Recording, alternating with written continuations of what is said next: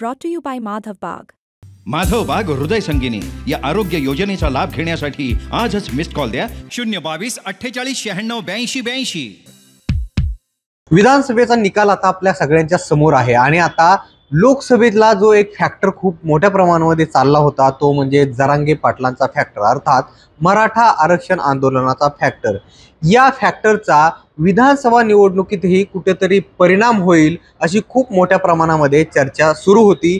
मात्र तसं काही झालं नसल्याचं सध्याच्या या निकालावरून तरी दिसून येतंय असं राजकीय विश्लेषकांचं मत आहे. मात्र आता या सगळ्या चर्चा रंगू लागल्यानंतर या विधानसभेमध्ये मराठा आणि मराठा कुणबी आमदार नेमके किती असणार आहेत या संदर्भामध्ये मी तुम्हाला पुढील काही मिनिटात आकडेवारी सांगणार आहे. त्यासाठी हा व्हिडिओ शेवटपर्यंत पाहायला विसरू नका. लोकसभेला आपण बघितलं की मराठा फॅक्टर जोरात चालला आणि त्याचा खास करून जो मोठ्या प्रमाणामध्ये इम्पॅक्ट आहे तो मराठवाड्यामध्ये खूप मोठ्या प्रमाणात दिसून आला. महाविकास आघाडीचे तब्बल 31 खासदार लोकसभेमध्ये निवडून गेले. त्यानंतर विधानसभा आली आणि विधानसभेला सुद्धा जरांगे पाटलांचा हा फॅक्टर खूप मोठ्या प्रमाणामध्ये काम करेल असं बोललं जाऊ लागलं. जरांगे पाटलांनी स्वतः निवडणुकीच्या मैदानामध्ये उतरण्याचा निर्णय घेतला आणि शेवटच्या क्षणी त्यांनी ऐनवेळी निवडणुकीमधून माघार सुद्धा घेतली. मात्र त्यानंतर सुद्धा जरांगे पाटलांनी जी वक्तव्य केली त्यावरून असा अंदाज बांधला जाऊ लागला होता की जरांगे पाटलांचा इम्पॅक्ट जो आहे तो विधानसभेच्या या निवडणुकीमध्ये सुद्धा पडेल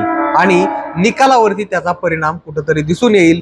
आणि महाविकास आघाडीला जसा लोकसभेला फायदा झाला तसा विधानसभेला सुद्धा होईल. मात्र तसं आकड्यांमध्ये दिसून आलं नाही आणि महायुतीला घवघवीत असं यश मिळालं. निकाल लागला आणि निकाल लागल्यानंतर मनोज जरांगे पाटलांना ज्यावेळी याविषयी विचारलं त्यावेळेस मनोज जरांगे पाटलांनी असं सांगितलं की मराठा समाजाचे 204 आमदार या विधानसभेमध्ये असणार आहेत आणि हा या फॅक्टरचाच परिणाम आहे असं सुद्धा मनोज जरांगे पाटलांनी सांगितलं. मात्र या विधानसभेमध्ये खरंच 204 आमदार हे मराठा आणि मराठा कुणबी समाजाचे आहेत का, तर या संदर्भामध्ये अखिल भारतीय मराठा महासंघानं एक आकडेवारी जारी केली आहे. अखिल भारतीय मराठा महासंघानं असं सांगितलंय की या विधानसभेमध्ये मराठा आणि मराठा कुणबी समाजाचे 212 आमदार आहेत असा दावा अखिल भारतीय मराठा महासंघानं केलाय.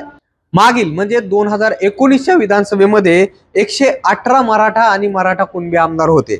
आता जर आपण मराठवाड्याविषयी स्पेसिफिक बोलायचं झालं तर 46 पैकी मराठवाड्यातल्या 46 पैकी 29 जागांवरती मराठा आमदार निवडून आलेले आहेत. यामध्ये सर्वाधिक आमदार हे महायुतीचे आहेत, ते त्यांचा आकडा जो आहे तो आहे 25. मराठवाड्यामध्ये ओबीसी समाजाचे 8 आमदार यावेळी निवडून आलेले आहेत. त्यामुळं लोकसभेला जो जरांगे पाटलांचा फॅक्टर चालला होता तो कुठंतरी या विधानसभेला महाविकास आघाडीला पथ्यावरती पडलेला दिसून येत नाहीये, हे या आकड्यांवरूनच स्पष्ट होत आहे. अखिल भारतीय मराठा महासंघानं एक पक्षनिहाय यादी सुद्धा समोर आणलेली आहे. ती यादी नेमकी काय आहे ती सुद्धा बघा. या यादीमध्ये असं सांगण्यात आलंय की भाजपनं 132 जागा महाराष्ट्रामध्ये जिंकल्या. या 132 पैकी 48 आमदार हे मराठा आणि कुणबी समाजाचे आहेत. तर एकनाथ शिंदेच्या शिवसेनेनं महाराष्ट्राच्या या विधानसभा निवडणुकीमध्ये 57 जागा जिंकल्या. या 57 पैकी 26 आमदार हे मराठा आणि मराठा कुणबी समाजाचे आहेत.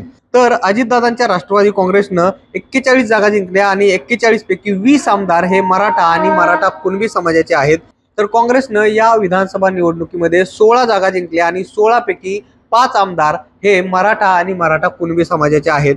राष्ट्रवादी काँग्रेस शरदचंद्र पवार पक्षानं 10 जागा जिंकल्या आणि 10 पैकी 5 आमदार हे मराठा आणि मराठा कुणबी समाजाचे आहेत. तर शिवसेना उद्धव बाळासाहेब ठाकरे पक्षानं 20 जागा जिंकल्या आणि 20 पैकी 6 आमदार जे आहेत ते मराठा आणि मराठा कुणबी समाजाचे आहेत. आणि यामध्ये अपक्षांनी 2 जागा जिंकलेल्या आहेत आणि या दोन्ही जागा ज्या आहेत त्या मराठा आणि मराठा कुणबी समाजाचे आहेत.